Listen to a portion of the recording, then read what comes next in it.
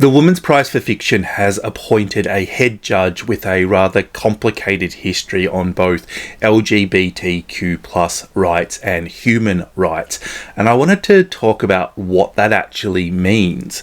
I'm going to go into detail now. I'm not going to call for her to be cancelled, but I want to look at the question, how can we call for accountability without throwing out the baby with the bathwater? The head judge is Julia Gillard, the only woman to ever be Prime Minister of Australia and a tireless campaigner for women's rights. Just in case you're new here and you don't know, yes, this accent is Australian. Yes, I do remember when she was Prime Minister. So let's get into her history. She is probably best known for this speech. I will not be lectured about sexism and misogyny by this man. I will not. Which was directed at the then Australian opposition leader and notorious man-pig dickhead hybrid Tony Abbott. During her time as Australian Prime Minister, she was criticised for her choice not to have children. Her husband, a hairdresser, was called gay, criticism that manages to be the holy trinity of stupid, homophobic and sexist. Comments were consistently made about her hair and clothing, and a semi-hysterical sexism was directed against her by the media and the Liberal Party of Australia opposition. Gillard stood up to this misogyny with courage and leadership and became a figure that both girls and women could look up to. She called out sexism and sparked some big feminist movements within Australia. Many women in Australia look back at the treatment of Gillard while she was Prime Minister as the point when they became feminists. Since leaving office, she has championed women's rights in this country, and she should definitely be praised for that. Julia Gillard became PM in 2010, and she was seen as a big hope on many progressive issues at the time. She is easily the most progressive Prime Minister Australia has had since I have been alive. With that in mind, she nonetheless openly spoke out against marriage equality. So we've got very clear Labor Party policy on this, and it won't be changing, that we believe the Marriage Act is appropriate in its current form, that it's recognising that marriage is between a man and a woman. Despite being in a minority government and her entire crossbench being pro-marriage equality, Gillard essentially ended the marriage equality debate within Australia at that time. Marriage equality is not the only issue I have with Gillard. She reintroduced offshore processing of asylum seekers, completely abandoning human rights and being at odds with international law. Australia has been in violation of international law on this issue since the 1980s. I guess I have to ask the question, why do we even have international law if we can just flaunt it for decades on end without consequences? Gillard remained entrenched in neoliberalism, and while she is remembered for her misogyny speech, she did very little to improve the lives of women, despite growing issues with gendered labour inequality and the spiralling cost of childcare. Since leaving Parliament, Gillard has flipped on a number of issues, including marriage equality, for which she voted yes to in the 2017 plebiscite. She's done important work championing women's rights globally, but history has been kind to Gillard, and I would say much kinder than it should have been. I would definitely call her a fair-weather feminist, someone whose feminism was strongest and most genuine when it came to defending herself, but whose feminism didn't extend with the same advocacy to LGBT women, to asylum seekers, to women facing economic precarity. Her feminism had limits, and those limits aligned conveniently with what was politically expedient at the time. Why take a chance on those less fortunate women when Tony Pigman Abbott is the alternative? And all this matters for the Women's Prize specifically because feminism which excludes queer women, trans women, women who are refugees, women of colours, disabled women, that is not feminism. It's just advocacy for some women. The Women's Prize celebrates women's writing, but which women's experiences are being centred when we appoint someone whose feminism historically has had limits to it? And are we saying that the misogyny Gillard faces absolves her of the homophobia in which she enacted? That is not intersectional feminism. No, that is hierarchical. Now, the Women's Prize, being a UK-based organisation, may not have been fully aware of Gillard's record.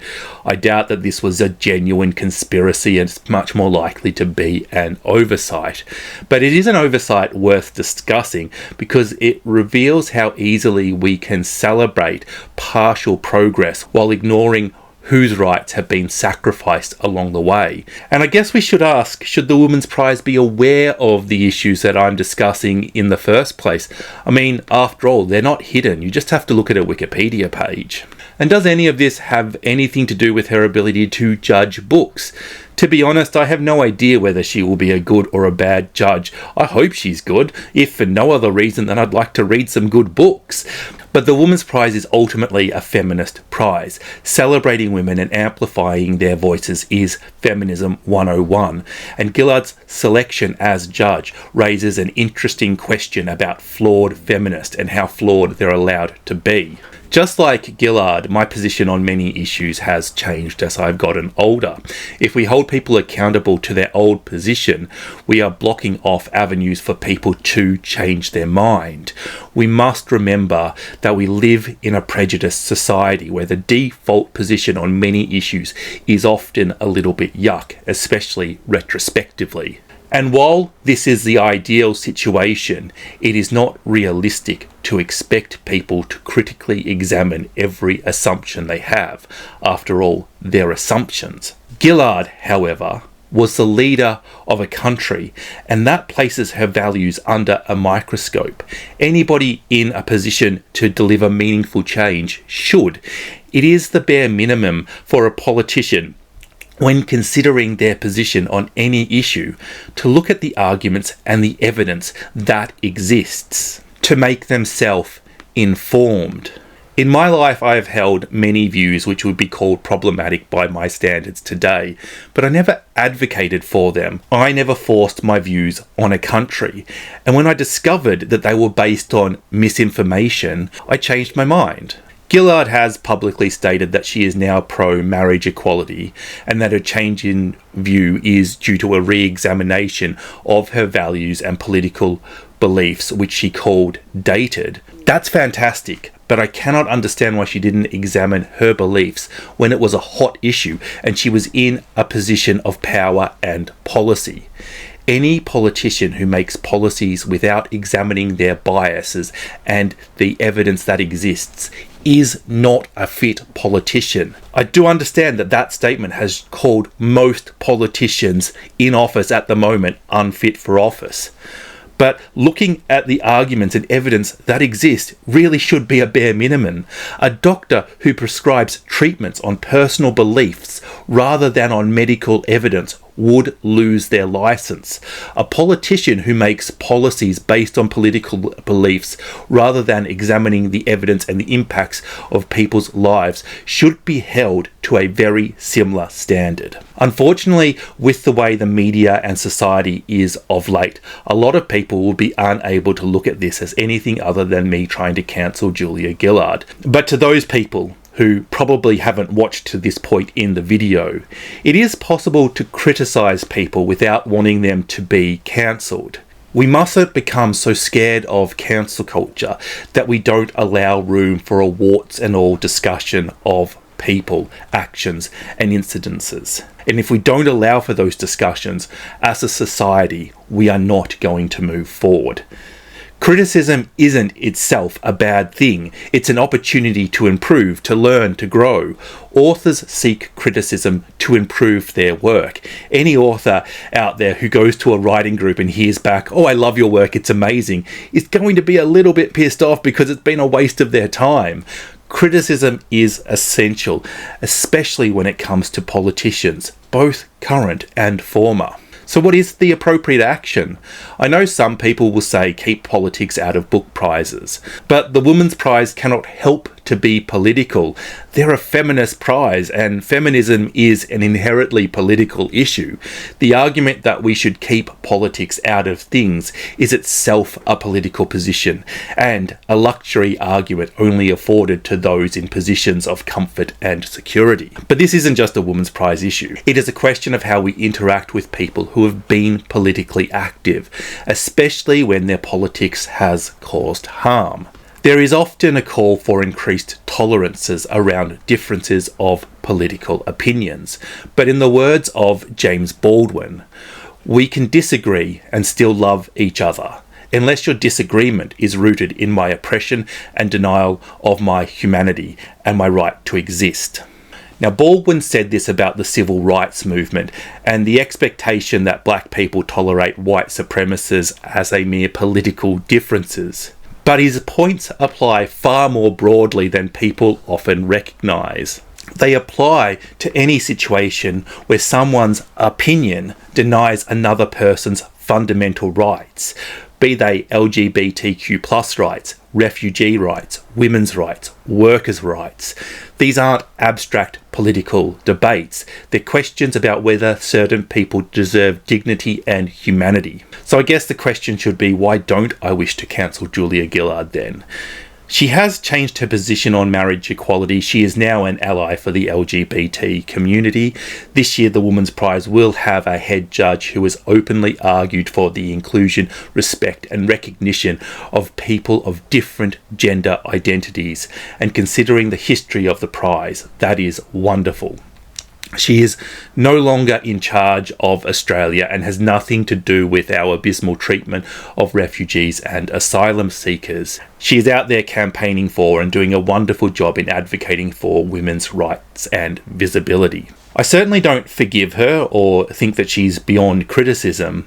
If you were asking me to pick the head judge of the Women's Prize, I wouldn't have picked her.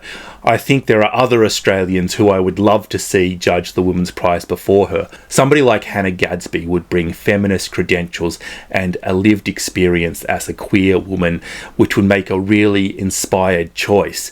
And there are some wonderful Aussie authors who would make great judges. Alexis Wright, Geraldine Brooks, Kate Grenville, Evie Wilde, Hannah Kent, or Charlotte Woods are just a few women to spring to mind. But Gillard is the head judge right now, and calling for her removal only achieves division. What we can do is be informed, and we can have these conversations and understand the full picture of who is judging the prize and what their history is.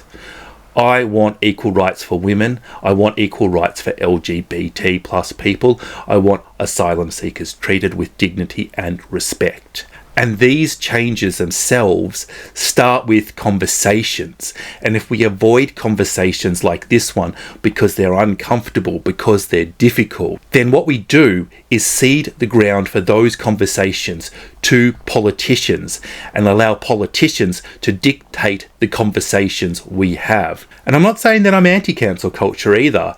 I believe in using it when people are using their platform to promote hate, when the punishment genuinely will make the world a better place. But most of the time, the punishment is pointless. It doesn't change the issues that we are protesting. I would like to ask the question, do we want to live in a society that prioritizes punishing criminals or stopping them, or advocating for their victims or their would-be victims or the most vulnerable? Gillard's past is horrible, but her present work is valuable. Both things can be true.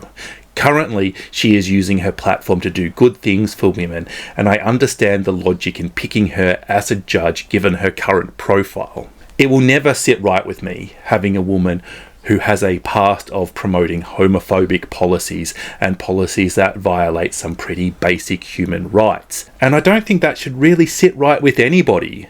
But this exists in a grey area. We should be uncomfortable, but we need to use that discomfort to show that we are paying attention, to have an important conversation, and to inform those who do not know about this issue. There are new people being born every day. There are new people being able to vote every day. So let me be clear on what the important conversations are. Lesbian, gay, bisexual, trans, intersex, queer, genderqueer, ace, asexual, and everybody else under that broad umbrella is part of a wonderful community full of amazing people, and they should have a right to love any consenting adult they want, whatever that union looks like. Refugees and asylum seekers have the right to seek asylum. That is not a crime. People who are fleeing persecution, civil war, violence, genocide, and a general fear for their lives or the lives of their families should be helped and protected. Women should be celebrated and live in equality with men, and that includes queer women and women seeking asylum, not just rich women, not just women who have risen to be the Prime Minister of their country. There is one other conversation we need to have too, the one we talk about the amazing books eligible for and on the long list for the Women's Prize for Fiction. I will be covering that prize and reviewing the long list again this year, so I encourage you to subscribe so I can keep you up to date on all the amazing books as part of this year's prize. Thank you for watching. Bye bye.